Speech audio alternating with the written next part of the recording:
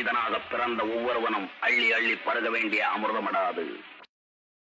Pure cinema YouTube சேனலுக்கு நீங்கள் கொடுக்குற பேராதரவுக்கு நன்றி. சினிமா சார்ந்த விஷயங்களை ஒரு லேர்னிங் பர்பஸாக மக்கள் எல்லாருக்கும் கொடுக்குற நோக்கத்தில் இந்த டிஸ்கஷன் எல்லாத்தையும் நம்ம சேனலில் அப்லோட் பண்ணுறோம்.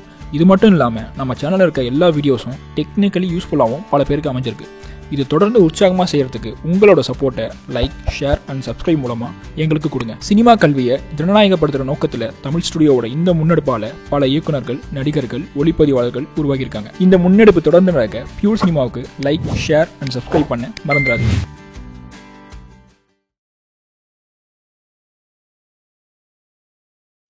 நல்லா இருந்துச்சுங்க. ஓகேங்க. மெயினாக அந்த உங்கள் ரைட்டிங்கில் அந்த ஐ லவ் யூ சொல்லாமல் கடைசியாக வந்து கனெக்ட் ஆகுது பார்த்தீங்களா, ரைட்டிங்கில் அந்த இடம் நல்லா இருந்துச்சு. ஓகே.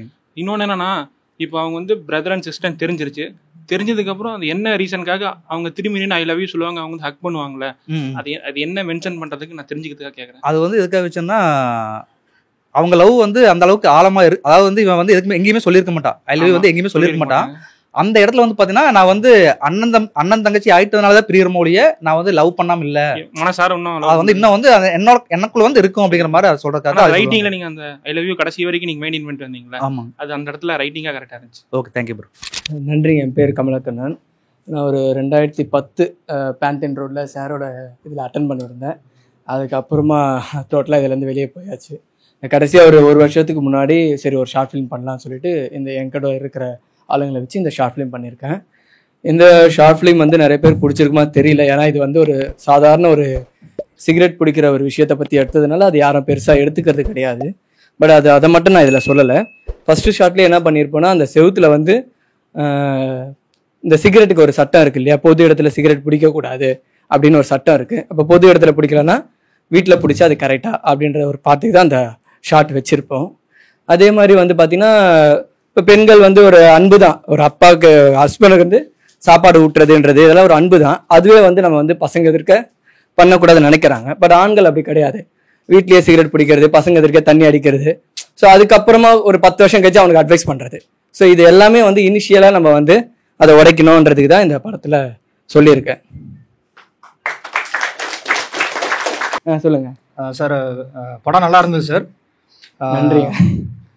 ப்ரெடிக்ட் பண்ணுற மாதிரி தான் இருந்துச்சு. நீங்கள் இந்த சிகரெட் வந்து நம்ம ஸ்மோக் பண்ண பையன் வந்து கற்றுக்கக்கூடாது, சைக்கிள் கற்றுக் கொடுங்கன்னு சொல்லும்போது அவன் அப்பாவை ஃபாலோ பண்ணுறான்.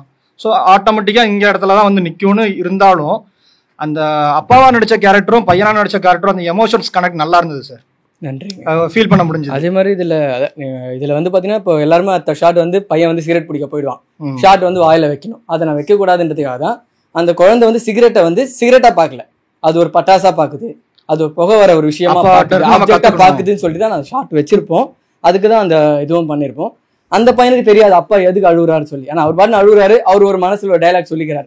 இதுக்கப்புறம் அதுக்காக தான் அந்த குழந்தைக்கு வந்து சிகரெட்டுக்கு தான் அழைக்கிறாரோ சொல்லி தான் சிகரெட் கொடுக்கும் போது தான் அவர் வந்து இந்த பையன்கிட்ட பற்றி பேசுறாரு. இந்த சிகரெட்டை விஷயத்தை நான் இதை உன்னை பிடிக்க விட மாட்டேன், நானும் செய்ய விட மாட்டேன்னு சொல்லி பண்ணியிருக்கோம் சார். நல்லா இருந்துச்சுங்க சார். நன்றி. இதில் என்ன ஒரு சின்ன சஜஷன்னா, இப்போ அவங்க அப்பா வந்து எந்திரிச்சதுக்கப்புறம் இங்கே சிகரெட்டு காணும், சிகரெட்டு வாசம் வருதுன்னு சொல்லி அதை நோக்கி போகிறாருல, போகும்போது ஒரே ஷாட் மட்டும் அங்கிருந்து ஒரு புகை வந்துட்டு இருக்கு அப்படின்னு சொல்லி வச்சா அது ஆடியன்ஸ்க்கு வந்து இல்லை, அதுக்கு அவர் ஸ்மெல் பண்ணுற மாதிரி வச்சிருப்போம். அதாவது அவர் என்ன பண்ணுறாரு, எழுந்ததுமே சிகரெட், அவர் வந்து ரெகுலராக சிகரெட் பிடிக்கிறார். இல்லை, அந்த விஷுவலாக வச்சிருந்தா ஆடியன்ஸ் இருக்கும் போது அவர் என்ன பண்ணி, எழுந்ததுமே ஷர்ட் இல்லை அந்த மேட்டர் கிடையாது அவருக்கு, அவரோட திங்ஸ் பார்த்துட்டாரு. அதுக்கப்புறம் எடுக்கும் போது 2ல் 1 காணம் பண்ணும்போது அந்த இடத்துல ஸ்மெல் பண்ற மாதிரி காமிச்சிடும். ஆக்சுவலா க்ளோஸ்அப்ல இருந்திருக்காது அப்படின்னு வர. அதுக்கப்புறம் தான் அங்கிருந்து மூவ் பண்ணி போவாங்க, அங்கிருந்து வெளியே போவாரா. ஆமா, போகும்போது அந்த ஒரு லாங் ஷாட்ல ஃபர்ஸ்ட் சீன்ல வந்து இந்த பையன் புகை ஏன் வைக்கலன்னா, புகை வரும்போது வச்சிருந்தா ஆடியன்ஸ்க்கு வந்து ஒரு புகை வர தெரியாத பையனோட பிரச்சனையே. அவனுக்கு இப்ப புகை வரந்து அவன் அது பண்ண போறான். இல்ல இப்படி ஆட்டுறான் பாத்தீங்களா, ஒரு புகை மாதிரி வச்சிருந்தான் சீன் வச்சிருந்தா ஆடியன்ஸ் என்ன கனெக்ட் ஆயிருப்பாங்கன்னா, ஒரு பையன் தம் அடிக்கணும்னு சொல்லி அந்த ஒரு இல்ல அதுக்குதான் நான் அந்த இது வரைக்குமே அப்படிதான் போயிருந்தது. இந்த பார்த்தவங்க எல்லாம் தான் சொன்னாங்க, பாக்குற வரைக்குமே ஓகே பையன் அடுத்த ஷாட் வந்து ஒன்னு கையில வச்சுன்னு இருப்பான், இல்ல வாயில வச்சுன்னு இருப்பான்றதான் நினைச்சோம். பட் ஆனா அது மாதிரியா வந்து நம்ம இது மாதிரி பண்ணிருக்கோம். புகை ஏன் வர வைக்கல அப்படின்னா, அந்த புகை வந்துச்சுன்னா அவனோட வேலை முடிஞ்சிச்சாங்க. ஸோ அந்த புகை வர வைக்காததான் அவன் ட்ரை பண்ணின்னு இருக்கான்றதுக்காக அந்த புகை ஷாட் வைக்கல. நாங்கள் ஓகே தெரிஞ்சுதான் வைக்கல. நல்லா இருந்துச்சு. தேங்க்ஸ். நன்றி. வணக்கம், என் பேர் பிரபாகர். நான் திருவண்ணாமலை மாவட்டத்திலேருந்து வந்திருக்கேன். இந்த துப்புக்கோழி ஷார்ட் ஃபிலிம் பார்த்தோன்னா ஒன் டேல ஷூட் பண்ண ஒரு ஃபிலிம். இது ஒரு கேரக்டர் வச்சு ஒன் டேல எப்படி ஷூட் பண்ணி ஒரு சேலஞ்சிங்காக பண்ண ஒரு கேள்வியில் இந்த கேட்க எனக்கு எக்ஸைட் ஆனது இந்த மாதிரி எனக்கு ரொம்ப நாளாக டவுட் இருக்குது. இந்த கை குழந்தைங்கள படத்தில் யூஸ் பண்ணுறாங்க இல்லையா, அதுக்கு போலீஸ் பர்மிஷன் ஏதாவது வாங்கணுமா? ஏன்னா நம்ம யூஸ் பண்ணுற லைட்டில் இருக்க எமிஷனில் வர்றது ஹீட்டு, அதுக்கப்புறம் அது லிட்ரலி ரொம்ப டேஞ்சரான ஒரு விஷயம் தான் கை குழந்தைங்கள ஹேண்டில். எனக்கு பார்க்கும்போதே எப்படி ஷார்ட் ஃபிலிமு பேரண்ட்ஸ் ஒத்துக்கிட்டாலும் எப்படி எடுத்தாங்க, இது இப்போ போலீஸ் எல்லாம் இதெல்லாம் எப்படி அப்படிங்கிற மாதிரி இருந்துச்சு. அதுக்கு ஏதாவது ப்ரொசீஜர் இருக்கா, என்ன ஏதுங்கிறது? ப்ரொசீஜர் இருக்குது, நாங்கள் அதை ஃபாலோ பண்ணல, தெரியாமல் ஷார்ட் ஃபிலிம் சொல்லி தான் எடுத்தோம். ரூம்குள்ளே எடுத்தது மேலே ஒரு ஷாட் மட்டும், நைட்டு ஒரு 11 மணிக்கு மட்டும் அந்த குப்பை தொட்டில் போகிற மாதிரி ஒரு ஷாட் எடுத்தோம். ஆனால் அப்போனா இந்த மாதிரி குழந்தைங்களை காட்டுறதுக்கு பெர்மிஷன் வாங்கணும்? கண்டிப்பாக பர்மிஷன் வாங்கணும். 3 வயசுக்கு அப்புறம் தான் வந்து குழந்தைங்களை வெளியே காட்டுற மாதிரி இருக்குது. ஓகே. இது வந்து ஆக்சுவலாக 8 மாதம் குழந்தை இப்போ நான் காட்டுனது. இப்போது அது வந்து அப்போனா இல்லாமல் தான் நீங்கள் இல்லாமல் தான் எடுத்தோம், சிட் எடுத்தோம். ஆனால் எனக்கு ஒரு டவுட்னா, அந்த ப்ரெக்னென்ட் பெயின் வருவாங்கண்ணா, அதில் வந்து அவங்க ப்ரெக்னென்ட் பாப்பா அந்த டெலிவரி வரும்போது பாப்பாவுக்கு வந்து அவங்களுக்கு வந்து அன்கான்ஷியஸ் ஆகிடுவாங்கண்ணா. அது எப்படி நான் சல்லுன்னு ஒரு டப்புன்னு அந்த குழந்தைய எடுத்து அது காட்டுறது, அது புரியல. நீங்கள் அன்கான்ஷியஸ் ஆகிடுவாங்க தான் ப்ராக்டிக்கலாக பார்த்தா, பட் கதை பிரகாரம் பார்த்தா மூவ் ஆகாது. அதுக்காக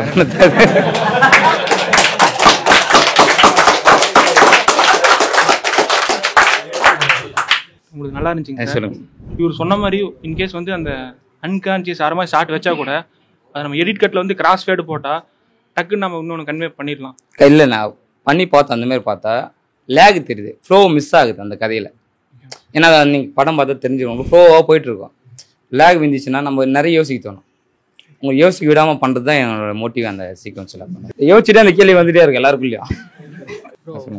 ஸ்டோரியில் விக்டிம் இருக்கிறாங்க, க்ரைம் பண்ணவரும் இருக்காரு. ஆனால் அவருக்கு எதுவுமே ஹிட் பண்ணவே இல்லை. நம்ம ஆமாம் ஃபுல்லாக இங்கேயே நம்ம கான்சன்ட்ரேட் பண்ணிட்டோம் அப்படின்னு ஃபீல் ஆச்சு எனக்கு. இல்லை, என்னன்னா இவங்களோட வழிகள் மட்டும் தான் நம்ம காட்டுறோம், அந்த சைடோட கதை நம்ம காட்டவே இல்லை. இன்கம்ப்ளீட் ஆயிடுச்சோ அப்படின்னு சொல்லிச்சு எனக்கு தோணுச்சு. ஏன்னா விக்டிம் இருக்கிறாங்க, இவங்க சீரியஸாக லவ் பண்ணதால பண்ணால் அவங்க கேஷுவலாக எடுத்துகிட்டு போயிட்டாங்க. ஆப்போசிட்டில் இருந்தவங்க இவங்க சைடு பாதிப்பு வந்து இவங்களுக்கு மட்டும்தான் தெரியும். அது நம்ம இந்த சைடு மட்டும் தான் காட்டிருக்கோம். மேபி கிளைமேக்ஸில் ஒரு கால் பண்ணி ஒரு டைலாக்ல கூட ஹிட் பண்ணி, டைலாக் வந்து பார்த்தோன்னா யாருக்கு வருத்தன்னு கேட்டால் அப்பா அம்மாவுக்கு மட்டும்தான் வருத்தம். அதனால் அவங்களுக்கு மட்டும் கன்வே பண்ணுற மாதிரி தான் நான் மெசேஜ் பண்ணியிருப்பேன், தவிர அவனுக்கு தேவையில்லை அந்த இடத்துல. இல்லை அவர் அப்படியே இல்லை, அவர் ஏற்கனவே மறந்துட்டு, இந்த பொண்ணு தான் ப்ரெஷர் பண்ணி ஆல்ரெடி கேட்டுட்டு இருந்துச்சு, தவிர அவர் அப்பயே மறந்துட்டு போயிட்டாரு. தப்பு பண்ணது 2 பேரும் தானே, இவங்க தானே பெயின் இது பண்றாங்க. ஸோ அந்த இடத்துல வந்து இப்போ அவர் கேட்குறது இல்லை, அவனா நீங்க சொல்றது கேட்கறது புரியாது. அவனுக்கு தப்புன்னு தெரிஞ்சு தப்பு பண்ணான், இந்த பொண்ணுக்கு தெரியல. அது சீரியஸா லவ் பண்ணுவான்னு நினச்சிட்டு இருக்கோம். அந்த இடத்துல அவனுக்கு கேஷலான ஒரு விஷயம் தான். சார் படம் நல்லா இருந்தது. ஒரே ஒரு விஷயம் மட்டும் கொஞ்சம், இது வந்து யூஸ்வலாக தமிழ் சினிமாவில் பார்க்குற ஒரு விஷயம், ஸ்டீரியோடைப்பாக இருந்த மாதிரி அதுவும் இதில் வச்சுருந்தீங்க. என்னதுன்னா, ஆரம்பத்தில் பார்க்கும்போது பொண்ணு வந்து நல்ல மாடர்ன் ட்ரெஸ்ஸில் அந்த மாதிரி இருந்திருப்பா. கடைசியில் வந்து அந்த ஒரு புடவை கட்டிக்கிட்டு இந்த ஒரு தாய்க்குளம் அந்த ஃபீல், அது வந்து என்னென்னா ஓகே அதுக்கு கரெக்டாக இருந்தது. ஆனால் எனக்கு அது பல வருஷமாக தமிழ் சினிமாவில் பார்த்ததுனால இதுலேயும் புடவையா அப்படிங்கிற மாதிரி முடிஞ்சது. ஸோ அதை பற்றி நீங்கள் ஏதாவது ஃபீல் பண்ணுறீங்க? ஆக்சுவலாக நீங்கள் சொன்னது வந்து விஷுவலாக நம்ம டக்குன்னு கன்வே விஷுவலாக காட்டுறதுக்காக ஒரு விஷயம் பண்ண சேரி கட்டுறது எல்லாமே வந்து இன்னும் நிறைய சொல்ல வேண்டியதாக இருக்கும். அது சேஞ்ச் ஆகிட்டான்னு சொல்லிட்டு காட்டுறதுக்காக ஒரு விஷயம் பண்ணோம், அதுக்கப்புறம் வேறு மாதிரி போயிடுச்சு. மறக்காம சப்ஸ்கிரைப் பண்ணிடுங்க.